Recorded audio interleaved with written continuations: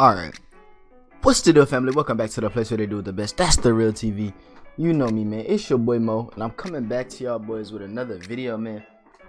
I'm recording this video before I stream.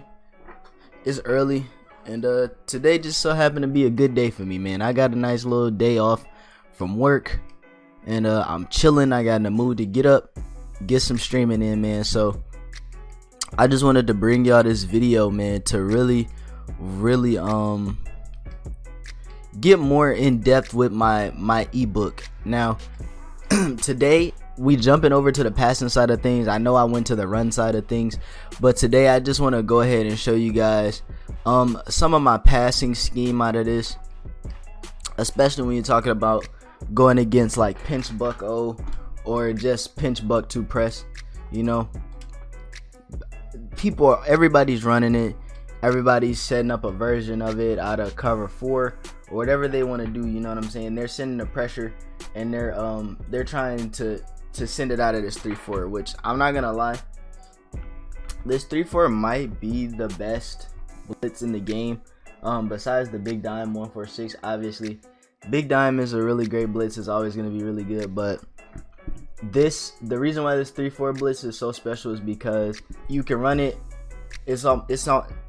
It's in almost every playbook. You can run it consistently and you will get pressure, and it's a lot of other things you can do to make this blitz really special and still have good coverage on the field, man. But I'm gonna come out and show you guys 2 of my really simple pass concepts that I go to, just depending on what my opponent is doing and how they're trying to adjust for me and how I like to pass the ball. So I come out in verticals most of the time against the pinch buck, but I also have my audible set for this spacing play, and I have Z spot in there as well.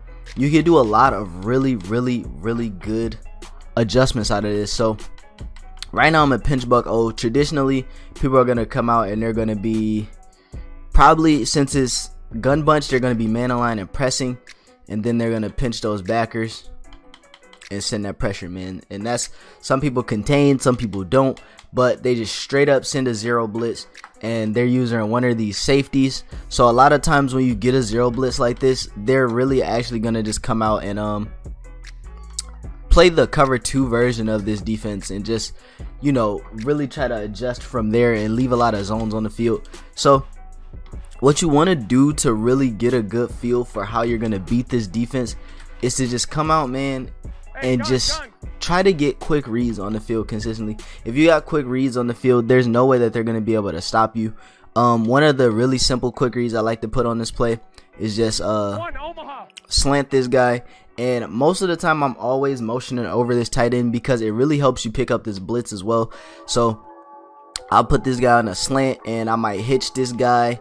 Sometimes I might slant him as well, or sometimes I might drag him. You know, it just depends on what I feel like they're doing. If I feel like they're more comfortable running man coverage and I can tell that it's a man coverage look, then this will be my base setup for beating man coverage. And you just see it right here. You don't block the blitz and you don't get all the time to throw the pass. But let me switch off of that safety so I can show you guys again. A lot of people are going to continue to send this blitz if they feel like you can't get the pressure off, but just with this setup alone, especially against a cover 0, you're going to be able to get a ton of yards. You see it right there. I blocked the blitz, throw a nice hot dot. So all I did right there was slide the protection to the left, and that's going to shift the running back to the left as well. And then I ID'd the D tackle so that they could key in on him and more towards the middle of the formation. The edges are going to be protected, especially when you motion over this tight end. The edges are going to be perfectly fine, but if they got good pass rushers out there, guys like Von Miller and Khalil Mack and Clowney, they might have abilities on those guys. Those guys are going to give you real problems. But if not, you're going to be able to block the blitz consistently like that and not have to worry about getting shedded as fast. Now people also will come out and they'll just run the pinch dog to press, which, I mean, honestly, a lot of people are baseline and pressing this against a bunch, and then they might do like this and what's this guy's? Oh, okay, they might do like this and put this guy in the outside quarter and then maybe inside third that guy, or they're gonna do something like this and then play a outside quarter here with this guy, and then they're user in this safety. And the way I really like to attack this when they're like user in this safety, it's still relatively simple, because you could come out and, like I said, you want to get quick reads, so you could come out, set up something like this, or you can even just drag this guy, and I usually streak this guy as well, and you can flat route this guy. So this is kind of like my base setup for when I think they're just running a pinch dog to press.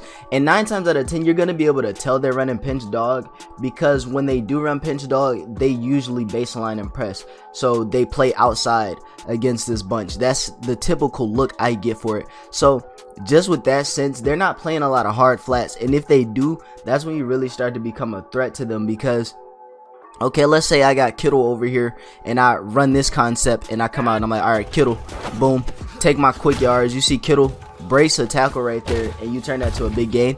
Well, let's say they come out and they're like, okay, he's motioning over, and they assume like you're gonna try to block the blitz. They assume that, you know, you're sending Kittle out to that flat again, trying to get the quick read. You could come right back and do something like this. Let me see. You can come right back and do something like this, and this kind of flips it to where it's a different look. So now they might hard flat this guy, or soft squat him. Even they might soft squat this guy, and then you know, go ahead and outside quarter this guy, and they might hook curl this guy. Or maybe this time, since they're playing, you know, that soft squat on that side, they might inside third this guy, and then this guy they're still gonna just, you know, user and do whatever they want with them and kind of play around the field. So they're like, okay, or they could use the other safety. You know, it just depends on what they're doing, but you're going to be able to make quick reads like this. But with them putting that soft squat up there, they might be like, okay, I'll have time to cover everything, and then you could just come out, and you see it right there, you didn't have enough time to throw the streak. But if you do create that time to throw that streak, you're going to be able to completely torch the defense right there, because of how aggressive they got. Some guys are actually that bad though, to where they'll put a hard flat out there. If they put a hard flat out there, you obviously know that's an easy touchdown.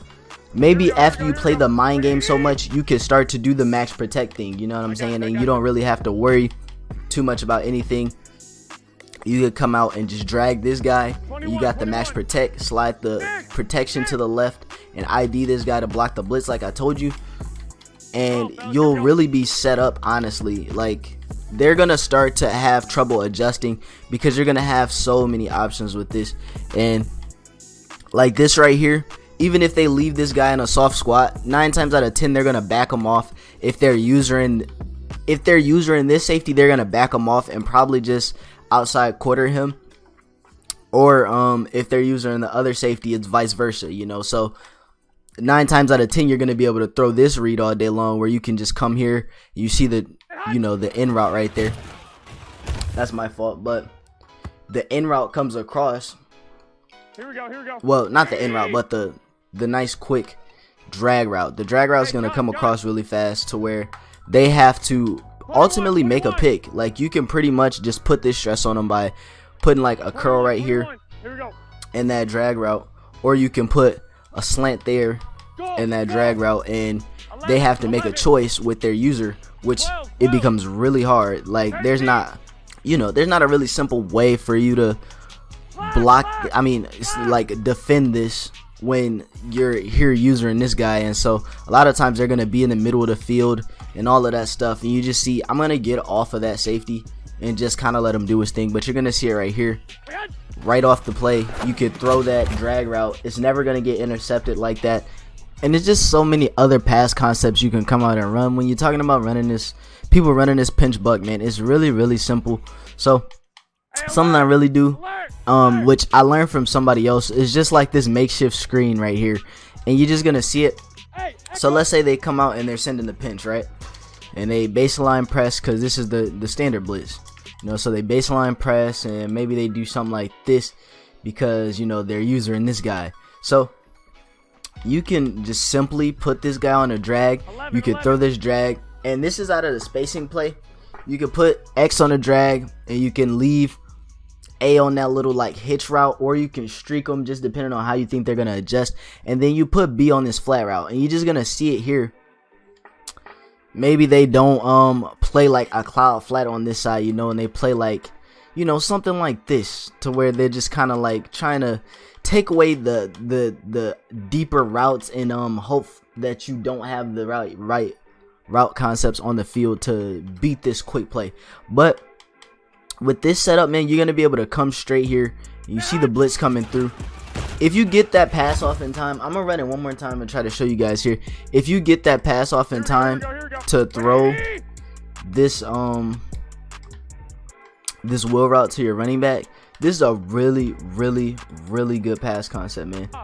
So you see right here, I tried to slide the protection to the right and ID the left end or the left blitzer, just to hopefully get more time. But it's more reads you have with this as well, which isn't really the problem. But you see it right there, you get the pass off. That gave me just enough time I needed to get the pass off. And that's how you just gotta figure out how to get these passes off, man. What's gonna give you enough time to be effective enough to make them have to get out of this blitz and adjust. And that's what it was right there for me. So you guys saw that though. I throw that wheel route to the running back coming out the backfield. You see I get just enough time.